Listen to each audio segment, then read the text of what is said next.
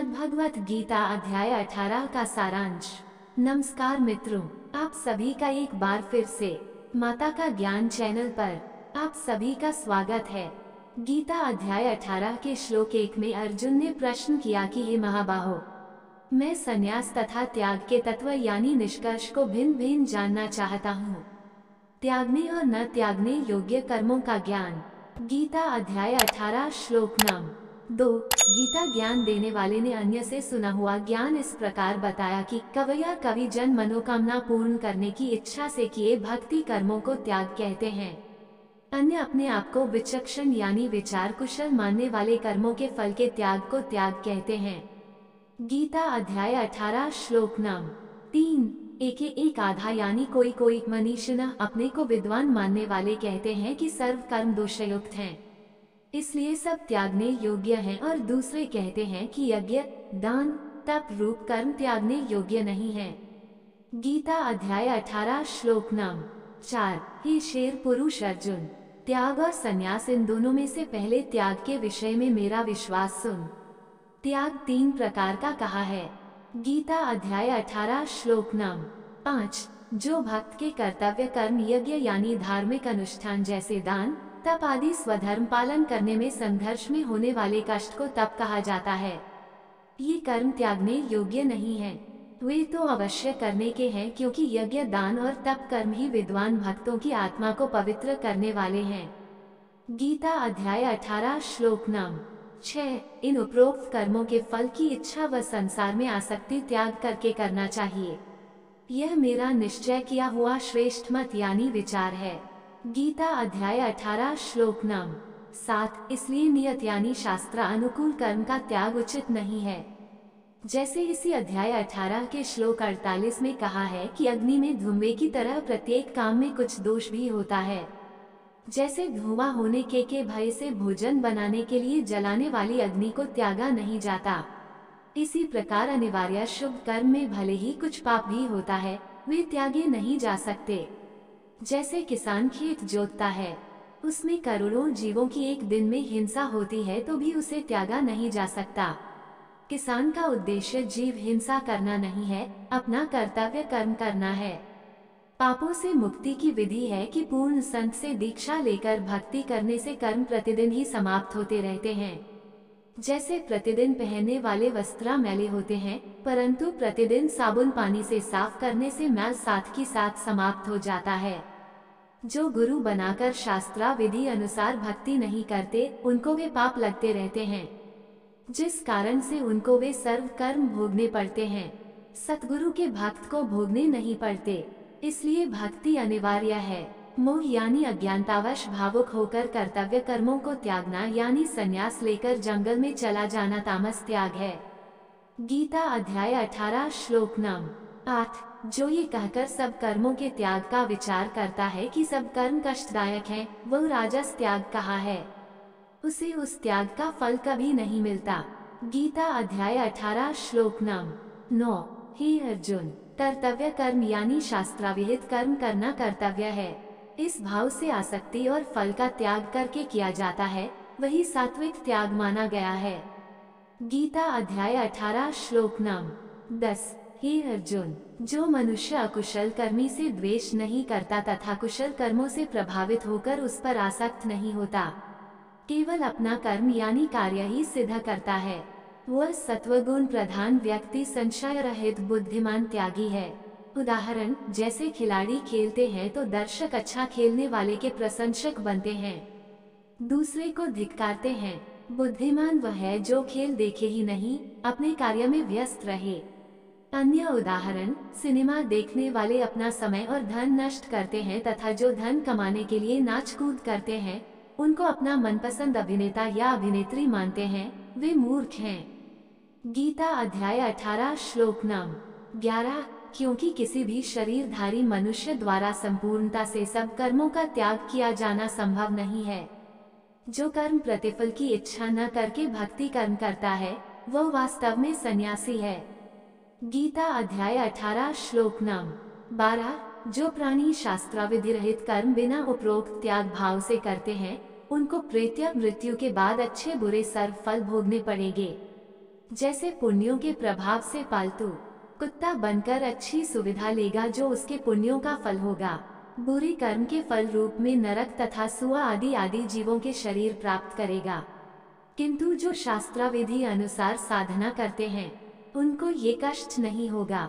गीता अध्याय 18 श्लोक नाम 13। काल ब्रह्म ने कहा कि अब मैं सांख्य वेदांत में कहे विचार यानी मत बताता हूँ, मेरे से भली भांति सुन। गीता अध्याय 18 श्लोक नाम 14। वेदांत में 5 कारण बताए हैं। अधिष्ठान, कर्तापन, करण यानी कर्म इंद्रियों व ज्ञान इंद्रियों द्वारा किए गए कर्म तथा चेष्टाएं, ये 4 तथा 5वां कारण दैव यानी परमात्मा की अदृश्य शक्ति से पूर्व संस्कार से होना। जैसे कहते हैं कि दैव योग से एक तैराक नदी पर उपस्थित था जिसने जल में डूबते बच्चे को बचा लिया। गीता अध्याय 18 श्लोक नाम 15। जो व्यक्ति मन, कर्म, वाणी से अथवा न्याय या अन्याय अर्थात अच्छे बुरे कर्म जो कुछ भी बताता है उसके उपरोक्त ये 5 कारण हैं। पूर्ण संत प्राप्ति के पश्चात केवल शुभ कर्म प्राणी करता है। जैसे नौक बिना खेवट के इधर उधर भटकती है तो उसके कई कारण होते हैं।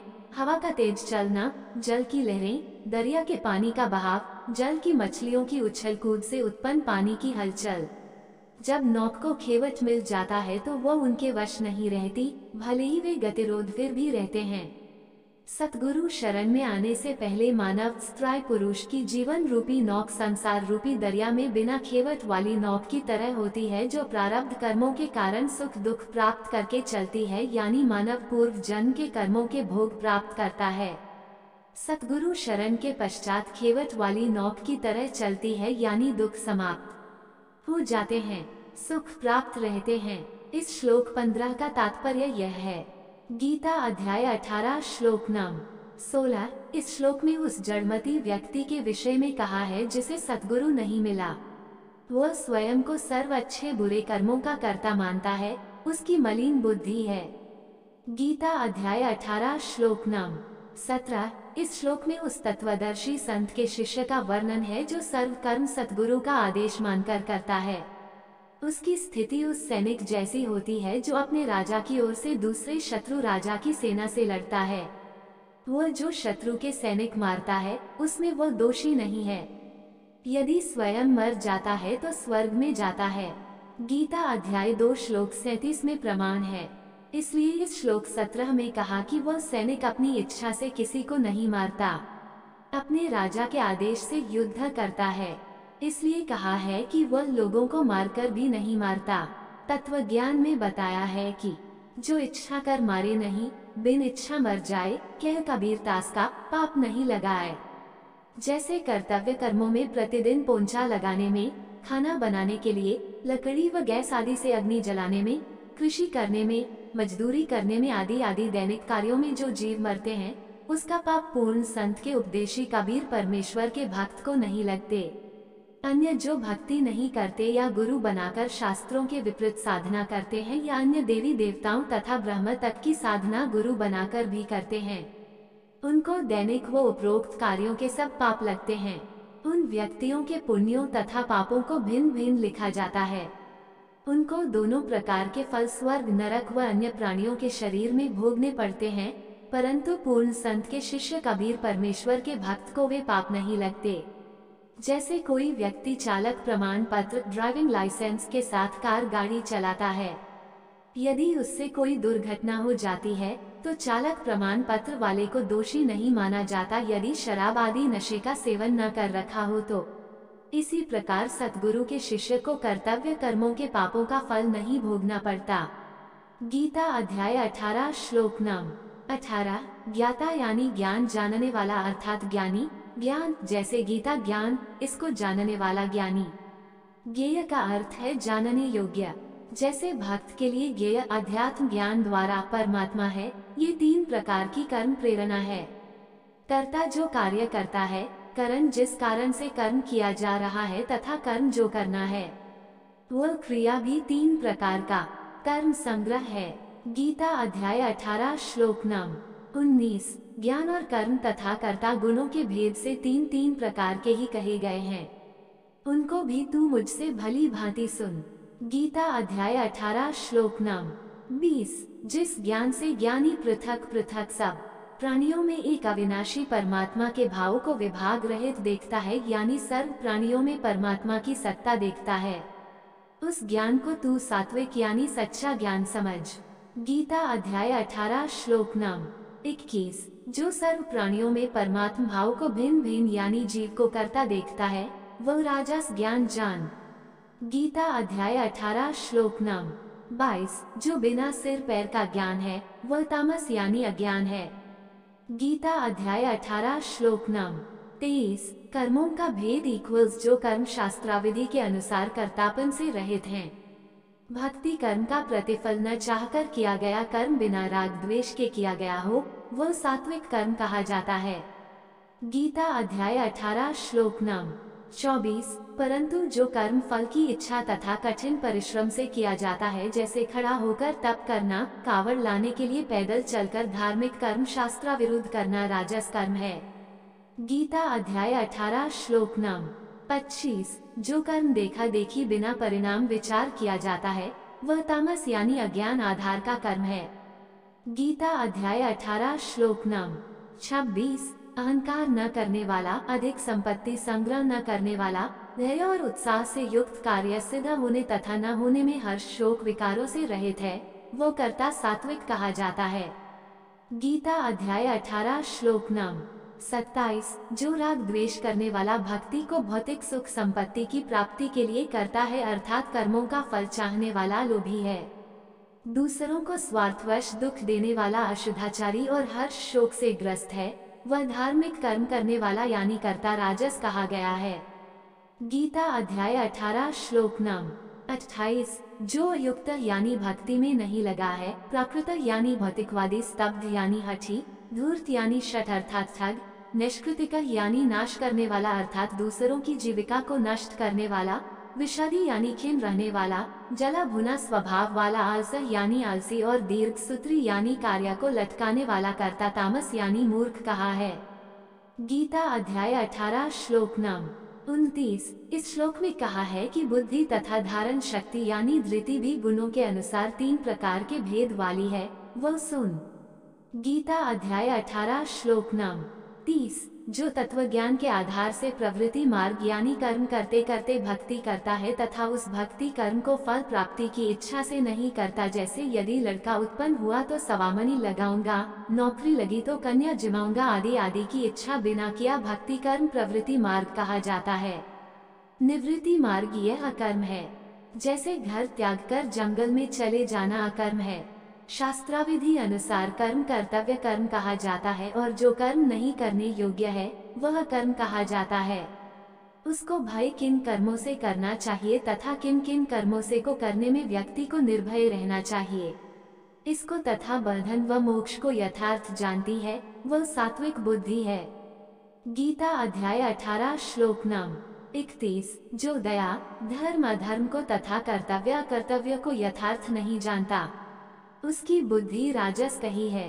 गीता अध्याय 18 श्लोक नम 32। जो तामस यानी अज्ञान से घिरी हुई बुद्धि से अधर्म को धर्म मानता है तथा सर्वार्थ विपरीत लगाता है, वह तामस बुद्धि है। गीता अध्याय 18 श्लोक नम 33। धृति यानी धारण शक्ति वह है जो अव्याभिचारिणी धारण शक्ति से यानी एक परमात्मा के अतिरिक्त अन्य देव इष्ट धारण नहीं करती।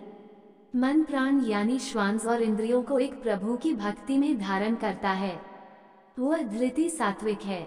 गीता अध्याय 18 श्लोक नम 34। परंतु हे पृथु पुत्र अर्जुन, फल की इच्छा वाला मनुष्य जिस धारण शक्ति से अत्यंत आसक्ति धर्म अर्थ और कर्मों को धारण करता है, वह धृति राजसी है। गीता अध्याय 18 श्लोक नम 35। हे पार्थ, दुष्ट बुद्धि वाला मनुष्य जिस धारण शक्ति के द्वारा निद्रा, भय, चिंता और दुख को तथा उन्मत्तता यानी बकवाद को भी नहीं छोड़ता अर्थात धारण किए रहता है, वह धारण शक्ति तामसी है। भक्तों का वर्तमान विष के तुल्य होता है और परिणाम अमृत के तुल्य होता है।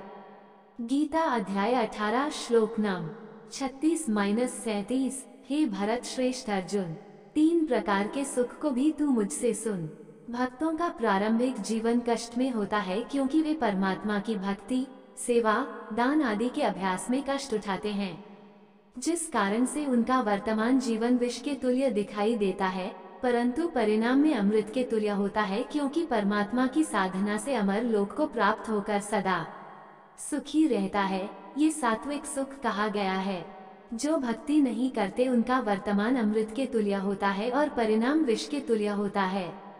गीता अध्याय 18 श्लोक नम 38। जो व्यक्ति पूर्व संस्कार से प्राप्त सुख यानी विषय भोग इंद्रियों के भोग के सहयोग से होता है, भोग कर आनंद मनाता है, उसका वर्तमान प्रारंभिक जीवन अमृत के तुल्य प्रतीत होता है, परंतु परिणाम में विष के तुल्य है, क्योंकि उसने अपने पूर्व जन्म के शुभ कर्मों को खर्च कर दिया। भविष्य के लिए भक्ति, दान, सेवा की नहीं, इसलिए नरक भोगेगा। अन्य प्राणियों के शरीरों में कष्ट पर कष्ट असंख्यों जन्मों तक कष्ट भोगेगा। इस तरह का सुख राजस कहा जाता है। गीता अध्याय 18 श्लोक नम 39। जो व्यक्ति पूर्व संस्कार से प्राप्त सुख को भी ठीक से नहीं भोगता, जैसे कृपण कंजूस व्यक्ति के पास धन होता है तो भी उसका आनंद नहीं लेता, शुभ कर्म, भक्ति, सेवा, दान भी नहीं करता, उसका जीवन प्रारंभ, वर्तमान तथा परिणाम में भी कष्ट में होता है, वह तामस सुख कहा जाता है, क्योंकि वह केवल इस बात से सुख मानता है कि मेरे पास करोड़ों रुपए हैं। गीता अध्याय 18 श्लोक नम 40। इस संसार में सर्व देवता तथा मानव व दानव तीनों गुणों के प्रभाव से प्रभावित हैं, यानी रजगुण ब्रह्मा जी के तथा सतगुण विष्णु के तथा तमगुण शिव जी के शरीर से गुणों की अदृश्य शक्ति निकल रही है। जैसे फूलों से सुगंध, मिर्च से निकलने वाली जलन प्रभाव करती है, उन तीनों गुणों के प्रभाव से वे स्वयं भी प्रभावित हैं। काल ब्रह्म के अन्य सर्व देवता व प्राणी भी प्रभावित हैं, सब कर्म करने के लिए विवश हैं। गीता अध्याय 18 श्लोक नम 41। हे परंतप अर्जुन, ब्राह्मण, क्षत्रिय, वैश्यों तथा शूद्रों के कर्म स्वभाव से उत्पन्न गुण के द्वारा बांटे गए हैं। गीता अध्याय 18 श्लोक नम 42। ब्राह्मण के कर्तव्य संसारिक कर्म तथा गुण इस प्रकार हैं। शमः यानी संयम, दमः यानी इच्छाओं का दमन, तप यानी स्वधर्म के पालन में कष्ट सहना, शौचम यानी शरीर को स्वच्छ रखना, क्षांति यानी दूसरों के अपराधों को क्षमा करना, आर्जवम यानी सत्यनिष्ठा, सरल स्वभाव, परमात्मा में श्रद्धा, ज्ञानम यानी वेद शास्त्रों के ज्ञान को ठीक से समझना तथा विज्ञानम यानी तत्व ज्ञान को तत्वदर्शी से समझना, जैसा गीता अध्याय 4 श्लोक 34 में निर्देश है। ये उपरोक्त कर्म एक ब्राह्मण यानी आध्यात्मिक गुरु के स्वाभाविक कर्म हैं। गीता अध्याय 18 श्लोक नम 43। क्षत्रिय के शरीर में किए जाने वाले कर्तव्य कर्म शूरवीरता, तेज, धृति यानी धैर्य, समझदारी और युद्ध में न भागना, दान देना क्षत्रिय के कर्म हैं। गीता अध्याय 18 श्लोक नम 44। वैश्य के स्वाभाविक कर्तव्य कर्म खेती, गोपालन और क्रय विक्रय यानी व्यापार वैश्य के स्वाभाविक कर्म हैं। शूद्र के स्वाभाविक कर्म जातियों का विभाजन। सर्वप्रथम सृष्टि में कोई जाति नहीं थी, एक ही कुल के व्यक्तियों ने अपनी क्षमता के अनुसार कार्य बांटे तथा उनको करने लगे। आगे चलकर उनकी संतान भी वही कार्य करने लगी। इस प्रकार जाति बनी। शूद्र वह वर्ग था जो घर की साफ सफाई, झाड़ू पोंछा करता था। अन्य व्यक्ति उसको अनाज व कपड़ा मेहनताना रूप में देने लगे। फिर रूपों का चलन शुरू हुआ तो मजदूरी रूप में रुपए देना शुरू हुआ। वर्तमान में कोई शूद्र नहीं जाना जाता, न क्षत्रिय भिन्न रहा है, क्योंकि समय के अनुसार सेना ने क्षत्रिय का स्थान ले लिया है, जिसमें सब जातियों के युवा काम कर रहे हैं। गीता अध्याय 18 श्लोक नम 45। अपने अपने स्वाभाविक कर्मों को करते हुए मनुष्य सतगुरु से दीक्षा लेकर जिस प्रकार से मनुष्य सिद्धि यानी परमात्मा की भक्ति से प्राप्त शक्ति को प्राप्त होता है, वह सुन। गीता ज्ञान देने वाले से अन्य पूर्ण परमात्मा का ज्ञान। गीता अध्याय 18 श्लोक नम 46। अध्याय 18 के श्लोक 46 में गीता ज्ञान दाता ने अपने से अन्य उस परमेश्वर की भक्ति करने को कहा है, जिस परमेश्वर से संपूर्ण प्राणियों की उत्पत्ति हुई है, जिस परमेश्वर से यह समस्त जगत व्याप्त है यानी प्रकट व पालित है। परमेश्वर की अपने अपने स्वाभाविक कर्म करते करते अभ्यचर्च यानी पूजा करके मनुष्य सिद्धि यानी परमात्मा की शक्ति को प्राप्त कर लेता है। भक्ति की शक्ति यानी सिद्धि शास्त्र अनुकूल भक्ति कर्मों से प्राप्त होती है। सिद्धि के द्वारा साधक अपने इष्ट देव यानी पूजित परमेश्वर को प्राप्त होता है। शूद्र भी भगवान की भक्ति का अधिकारी है। गीता अध्याय 18 श्लोक नम 47। विशेष मेरे रामपाल दास के अतिरिक्त सर्व अनुवादकर्ताओं ने वही गलती इस श्लोक 47 के अनुवाद में दोहराई है जो गीता अध्याय 3 के श्लोक 35 में कर रखी है। अन्य अनुवादकों ने श्लोक 47 का अनुवाद इस प्रकार किया है जो अनुचित गलत है। अच्छी प्रकार आचरण किए हुए दूसरे के धर्म से यानी धार्मिक साधना की क्रियाओं से गुणहित यानी शास्त्राविधि विरुद्ध भी अपना धर्म यानी धार्मिक साधना श्रेष्ठ है, क्योंकि स्वभाव से नियत किए स्वधर्म के भक्ति कर्म को करता हुआ साधक पाप को प्राप्त नहीं होता। विचार करें, यदि इस अध्याय 18 के श्लोक 47 तथा अध्याय 3 के श्लोक 35 का यह अनुवाद उचित है तो फिर तो गीता के शेष सर्व ज्ञान की आवश्यकता ही समाप्त हो जाती है, जिनमें कहा है कि गीता अध्याय 16 श्लोक 23.24 में जो साधक शास्त्राविधि को त्याग कर अपनी इच्छा से मनमाना आचरण करता है यानी मनमानी साधना करता है तो उसको न तो सुख प्राप्त होता है न सिद्धि यानी आध्यात्मिक शक्ति जो मोक्ष में सहायक होती है तथा जिससे संसारिक कार्य सिद्ध होते हैं प्राप्त होती है, और न ही उसकी गति यानी मुक्ति होती है। 16/23 इससे तेरे लिए कर्तव्य यानी जो भक्ति कर्म करने चाहिए और अकर्तव्य यानी जो भक्ति कर्म नहीं करने चाहिए उनके निर्णय के लिए शास्त्र ही प्रमाण है। 16/24 गीता अध्याय 15 के श्लोक 20 में कहा है कि गीता भी एक शास्त्र है। गीता शास्त्र के अध्याय 9 श्लोक 20-23 तथा 25, अध्याय 7 के श्लोक 12-15 तथा 20-23 में कहा है कि रजगुण ब्रह्मा जी, सतगुण विष्णु जी तथा तमगुण शिव जी को इष्ट मानकर भक्ति करने वालों का ज्ञान इन्हीं से मिलने वाली क्षणिक सुख के द्वारा हरा जा चुका है। वे राक्षस स्वभाव को धारण किए हुए मनुष्यों में नीच दूषित कर्म करने वाले मूर्ख मुझे यानी गीता ज्ञान दाता को भी नहीं भजते।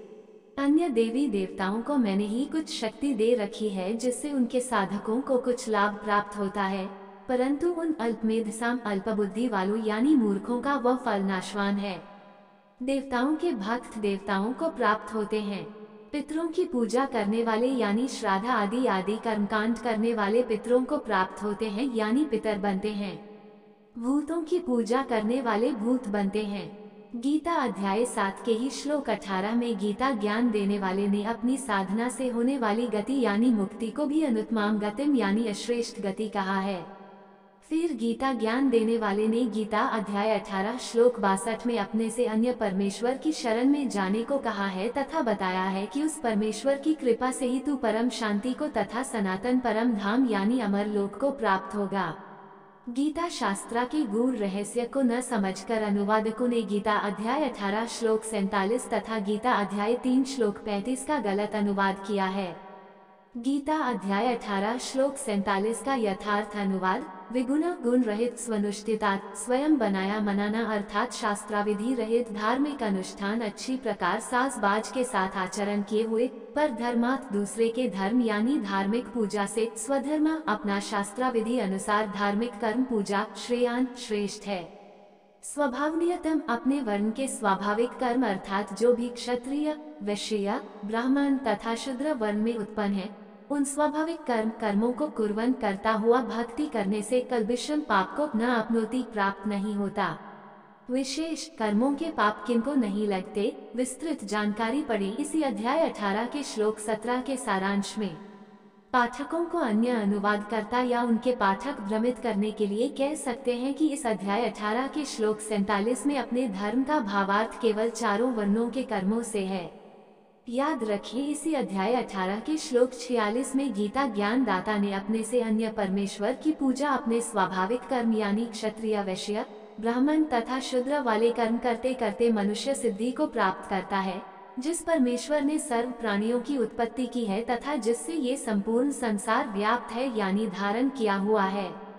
श्लोक 47 में भी धार्मिक भक्ति कर्मों का वर्णन है। अध्याय 18 श्लोक 48 इस श्लोक में संसारिक कर्मों के विषय में कहा है कि जो व्यक्ति जिस वर्ण क्षत्रिय वैश्य ब्राह्मण शूद्र में उत्पन्न है उसके कर्म में पाप भी समाया है। जैसे ब्राह्मण हवन आदि करता है उसमें जलने वाली अग्नि में सूक्ष्म जीवों की हिंसा होती है। वैश्य अपने खेत की पृथ्वी को हल या ट्रैक्टर से गुड़ाई करता है। उससे जमीन में कीड़े मकोड़े यानी भिन्न भिन्न प्रकार के जीव मरते हैं। क्षत्रिय युद्ध में हिंसा करता है तथा सर्व वर्णों के व्यक्ति भोजन तैयार करते हैं, उसमें भी जीव हिंसा होती है। शूद्र साफ सफाई आदि आदि सेवा करता है। झाड़ू से सूक्ष्म जीव मरते हैं, इसलिए जैसे अग्नि में धुआं होता है, धुएं के कारण अग्नि जलाना नहीं छोड़ा जा सकता, इसी प्रकार सर्व वर्णों के कर्मों में अग्नि में धुएं की तरह पाप भी होते हैं, परंतु ये कर्म शास्त्रोक्त तथा परमात्मा के आदेश होने से त्यागे नहीं जा सकते। इनको करते करते परमात्मा की भक्ति पूर्ण सतगुरु यानी तत्वदर्शी संत से दीक्षा लेकर करने से पाप कर्म नहीं लगते। जैसे चालक प्रमाण पत्र वाले चालक से यदि दुर्घटना हो जाती है तो वह सीधा दोषी नहीं होता, यह नहीं कहा जा सकता। दोस्तों, ऐसे ही और कहानी सुनना या देखना चाहते हैं तो डिस्क्रिप्शन में लिंक मिल जाएगा, आप वहां जाकर देख सकते हैं। और आपसे निवेदन है कि यह वीडियो आपको अच्छा लगा हो तो लाइक शेयर सब्सक्राइब जरूर करें। धन्यवाद।